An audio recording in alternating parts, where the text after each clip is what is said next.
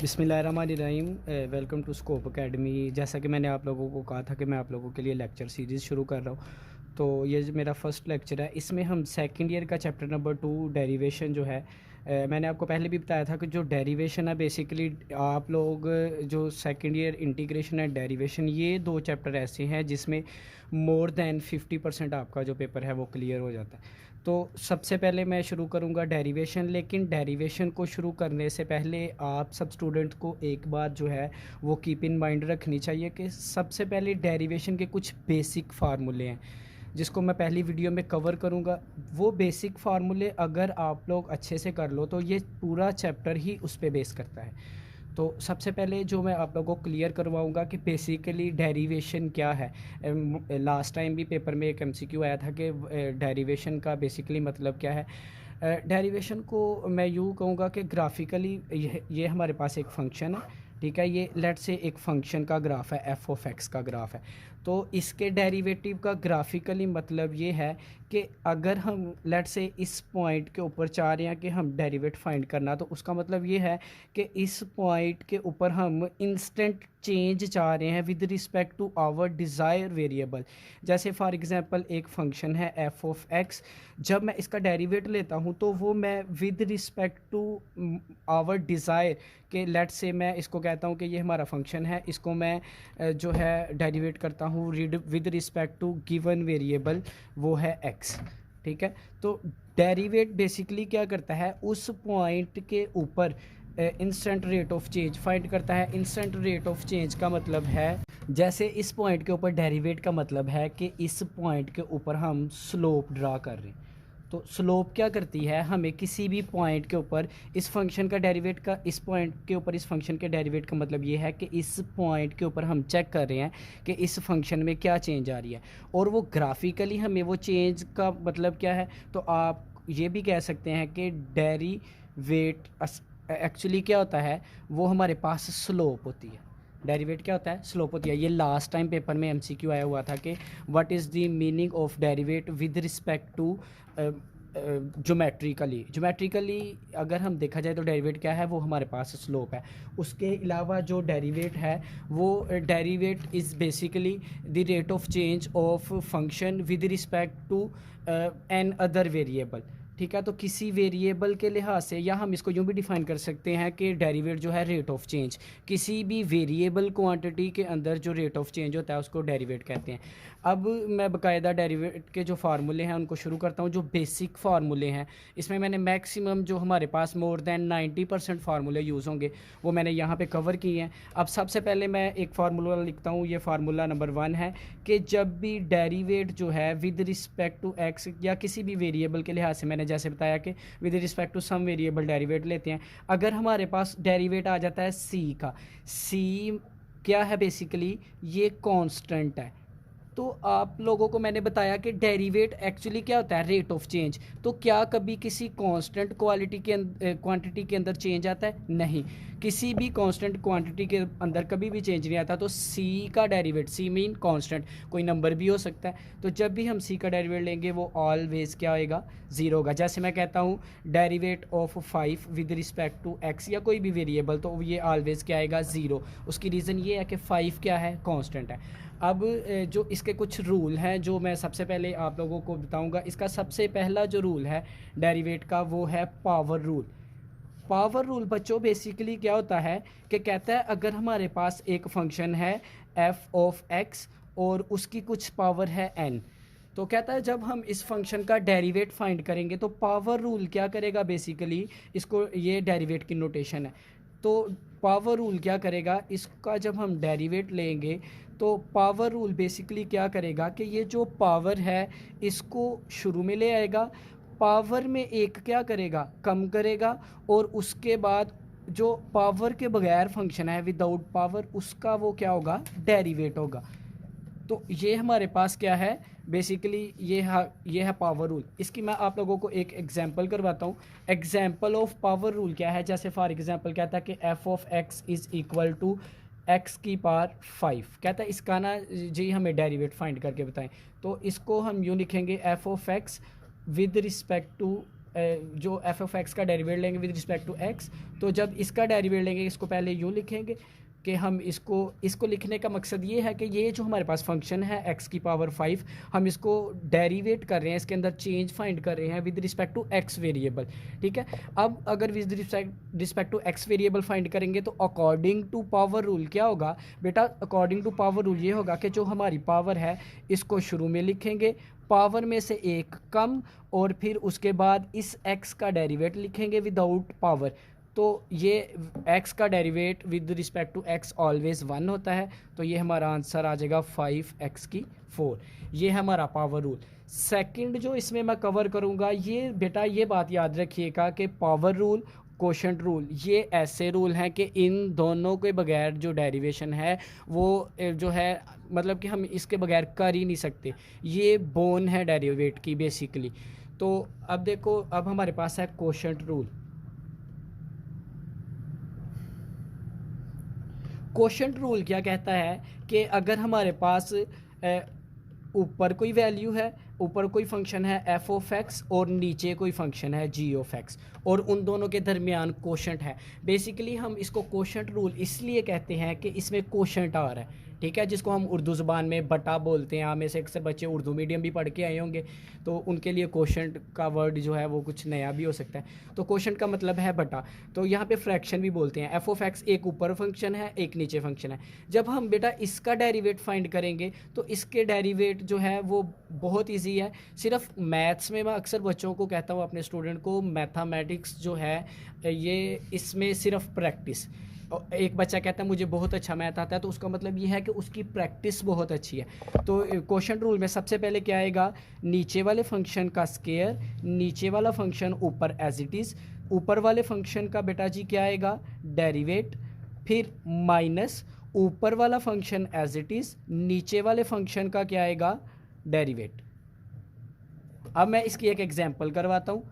Example में क्या होगा, एग्जाम्पल में ये देखें, फॉर एग्जाम्पल कहता है कि हमारे पास ना एक वाई है, ये मैं एफ, ये जो हमारे पास एक फंक्शन है एफ ऑफ एक्स को वाई भी लिख सकता हूँ। कहता है ये हमारे पास वाई के इक्वल है, तो नीचे इसके आता है। अब देखो हमारे पास नीचे एक फंक्शन है, मैं कहता हूँ एक्स स्क्वायर माइनस ए, और ऊपर फंक्शन है एक्स स्क्वायर प्लस ए। अब ये देखो कोशेंट रूल लगेगा इसके ऊपर। मैं जब इसका डेरिवेट फाइंड करूँगा विद रिस्पेक्ट टू एक्स, तो with respect to x derivate find करने का मतलब ये है कि ये नीचे वाले का स्क्वायर, नीचे वाली वैल्यू ऊपर एज इट इज़, फिर ऊपर वाली वैल्यू का डेरिवेट आ जाएगा डी ओवर डी एक्स। ऊपर वाली वैल्यू क्या थी बेटा जी, एक्स स्क्वायर प्लस 1, तो ये एक्स स्क्वायर प्लस 1, यहाँ पे माइनस प्रोडक्ट, यहाँ पे माइनस आएगा, तो जब माइनस आएगा तो फिर ऊपर वाला फंक्शन एज इट इज़, ऊपर वाला फंक्शन क्या था, एक्स स्क्वायर प्लस ए, एक्स स्क्वायर प्लस ए, नीचे वाले फंक्शन का क्या आ जाएगा, डेरिवेट आ जाएगा। तो जब नीचे वाले फंक्शन का डेरिवेट आएगा एक्स स्क्वायर माइनस ए, अब इसको जो है वो d y over d x is equal to, ये डिनोमिनेटर एज इट इज़ आ जाएगा। अब ये एक्स स्क्वायर माइनस ए भी एज इट इज़, और उसके बाद अब देखें इसका बेटा डेरिवेट फाइंड करना है, तो डेरिवेट एक्स स्क्वायर का derivate according to power rule क्या होगा, पावर शुरू में, पावर में एक कम, आगे x का derivate with respect to x 1 ही होता है, उसको लिखने की ज़रूरत नहीं है। और आगे ये जो a है, a क्या है, सेकंड चैप्टर पूरे में हम जो a b c word use होगा वो कांस्टेंट को डिनोट कर रहा होगा। तो a का कांस्टेंट क्या होगा, 0 होगा, चूँकि हमने ऊपर पढ़ा है कि कांस्टेंट में कोई चेंज भी नहीं आती, तो जिसमें कोई चेंज नहीं आती तो वो 0 होता है। उसके बाद कांस्टेंट का डेरिवेट हमेशा 0 होगा, फिर माइनस, फिर उसके बाद एक्स स्क्वायर प्लस ए, और ये यहाँ से डेरिवेट अगेन क्या आ जाएगा, 2x। तो बेटा ये हमने इसका क्या फाइंड कर लिया, डेरिवेट फाइंड कर लिया। आगे इसको प्रोडक्ट करके माइनस करेंगे, सिंप्लीफिकेशन हो जाएगी। अभी तक हमने 2 रूल पढ़े, एक हमने पढ़ा सबसे पहले पावर रूल, फिर हमने पढ़ा कोशेंट रूल। अब जो हम रूल पढ़ने जा रहे हैं वो है हमारे पास प्रोडक्ट रूल। प्रोडक्ट रूल में क्या है कि अगर हमारे पास 2 वैल्यूज़ हैं या 2 फंक्शन हैं और वो आपस में क्या कर रहे हैं, मल्टीप्लाई कर रहे हैं, प्रोडक्ट कर रहे हैं, इसको प्रोडक्ट रूल हम इसलिए बोलते हैं कि इसमें 2 फंक्शन आपस में प्रोडक्ट कर रहे हैं, तो डेफिनेटली इसके ऊपर जो रूल लगेगा उसको प्रोडक्ट रूल ही बोलेंगे। तो अब ये देखो इसकी एग्जांपल ये है कि अगर हमारे पास ये ना एक फंक्शन है F of x, into g of x. कहता है कि इसका जी डेरिवेट फाइंड करें। मैं इसको लिखना भूल गया, ये है power rule, sorry product rule. Product rule basically क्या है कि अब हम इसका डेरिवेट फाइंड करेंगे d y over d x.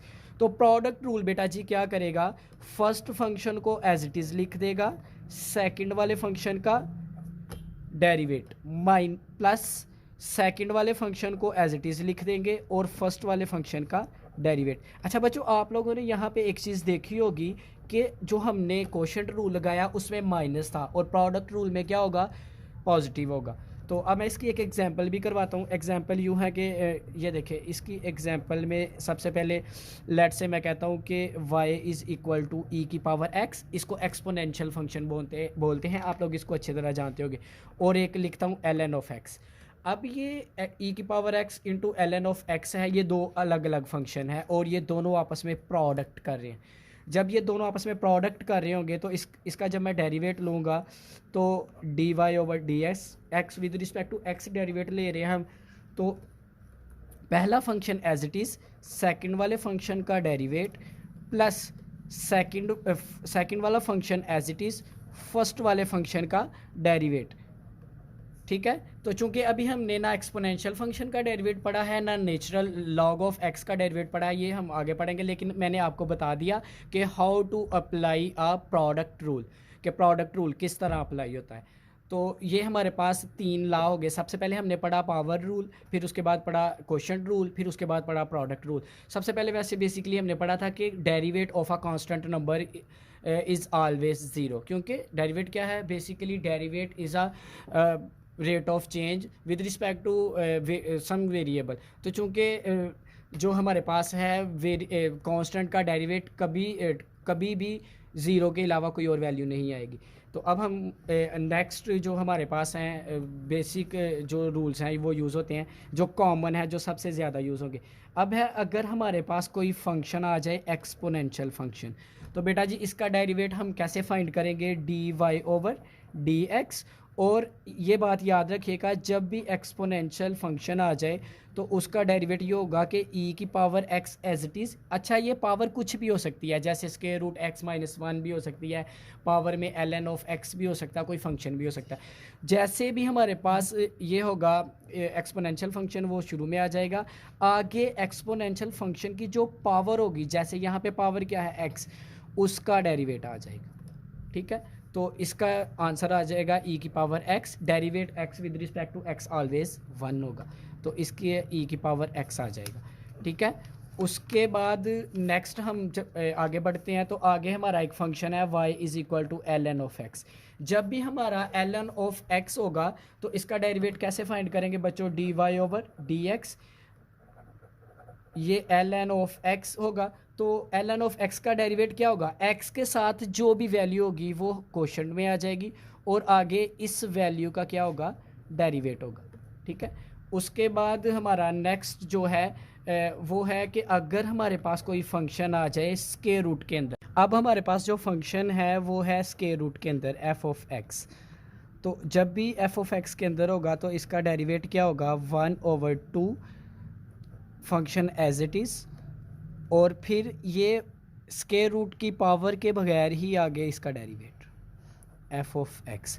अच्छा बच्चों, इसको ना हम एक और रूल से कर सकते हैं। मैं इसको यूँ भी लिख सकता हूँ कि y is equal to f of x की पावर 1/2। अब बेसिकली इसके ऊपर पावर रूल लग जाएगा, क्योंकि फंक्शन के ऊपर जब भी हम कोई पावर देखेंगे तो वो हमेशा पावर रूल लगेगा।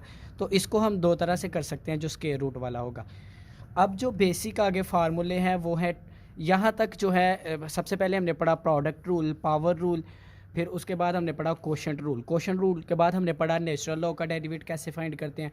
उससे पहले हमने पढ़ा कि एक्सपोनेंशियल फंक्शन को कैसे ट्रीट करते हैं इन डेरिवेट के अंदर। फिर उसके बाद हमने ये पढ़ा कि जब भी कोई फंक्शन आ जाए स्क्वायर रूट के अंदर तो हम उसको पावर रूल से भी कर सकते हैं और स्क्वायर रूट का अलग से भी फार्मूला है।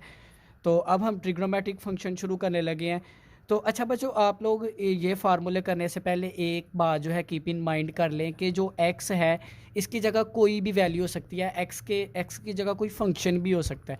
ठीक है, जैसे मैंने ये ऊपर लिखा ln ऑफ x, तो यहाँ पे ये भी हो सकता था कि ln of sine of x। तो वो एक्स जैसे हमने यहाँ पे ट्रीट किया, तो वो साइन एक्स यहाँ पे आ जाना था 1/sin x, और आगे साइन एक्स का डेरिवेटिव। तो अब हम ट्रिग्नोमेट्रिक फंक्शन के डेरिवेट पढ़ने लगे हैं। तो ट्रिग्नोमेट्रिक फंक्शन में सबसे पहला फंक्शन है d/dx साइन ऑफ एक्स।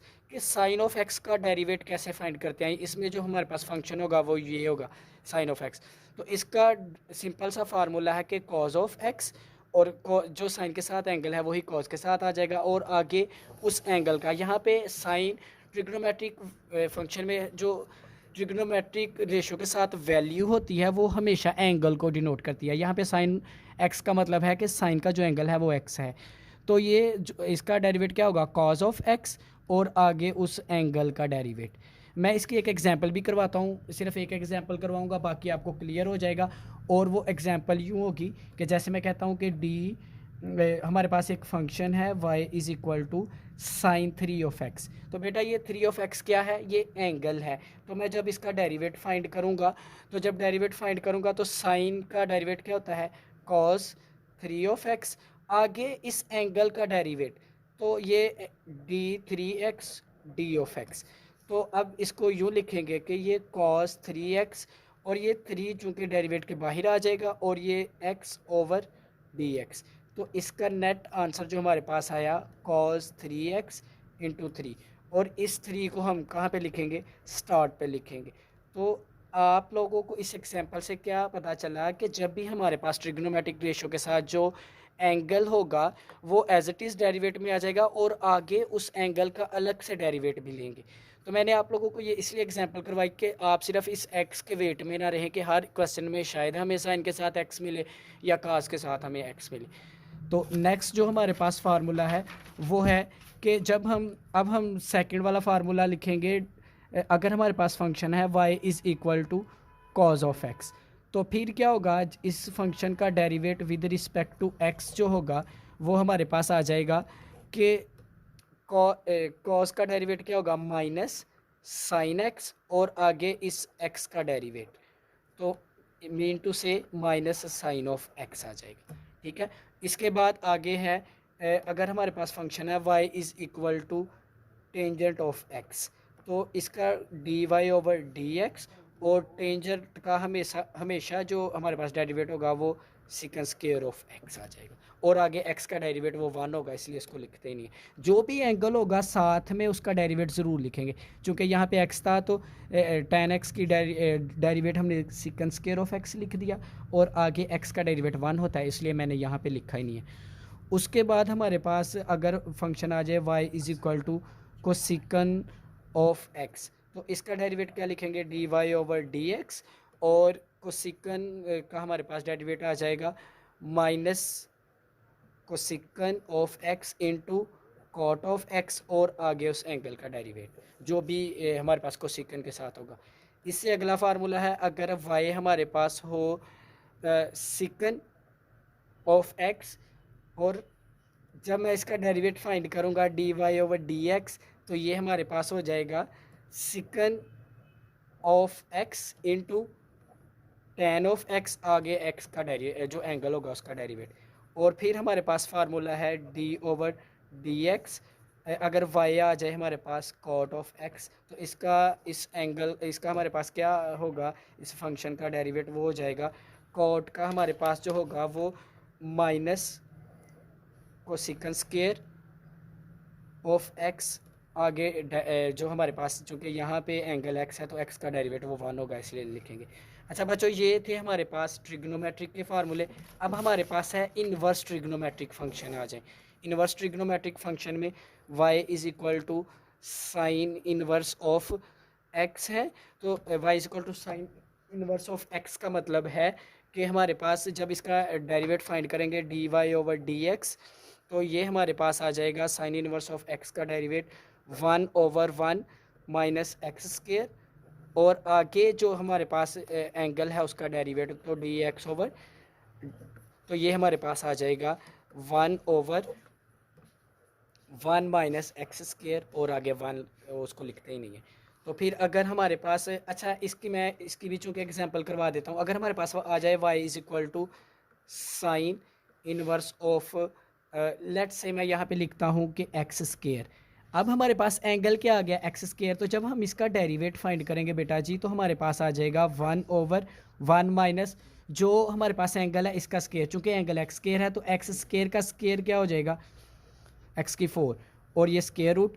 और आगे आगे हम इस एंगल का डेरिवेट, चूँकि हमारे पास एंगल क्या है, एक्स स्केयर, तो ये बेटा जी हमारे पास वैल्यू बनेगी 1 माइनस एक्स की पावर 4 स्केयर रूट, और फिर आगे इसका डेरिवेट क्या होगा 2x। इसके बाद हमारे पास जो नेक्स्ट है, नेक्स्ट वाला फार्मूला है कॉज इनवर्स ऑफ एक्स। अगर y है हमारे पास कॉज इनवर्स ऑफ x, तो इसका डेरिवेट बेटा जी होगा dy/dx is equal to, formula यही होगा, सिर्फ इसमें माइनस का फ़र्क है। तो ये माइनस का जो डिफरेंस है ये देख लें।